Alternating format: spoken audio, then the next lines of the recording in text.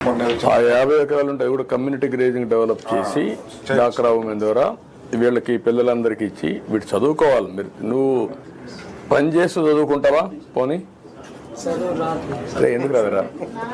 మాకు వచ్చి మేమంతా వచ్చి చదువుకున్నావా? ఇష్టపడి చదువుకున్నావు. నీకు కష్టపడుతున్నావు. నువ్వు చదువు రాదని ముందే చెప్పేస్తున్నావు. నువ్వు చదువు రాదంటే రాదు, వస్తుందంటే వస్తుంది. రాదని మనసులో పడకూడదు. ఇష్టపడి ఏ పని చేసినా నీకు కలిసి వస్తుంది. ముందు నీ మీద నీకు నమ్మకం ఉండాలా. కుర్రాడివి కదా నువ్వు, ఎప్పుడు గొర్రెలే మేపుతావా? నెక్స్ట్ లెవెల్కి వెళ్ళాలి కదా.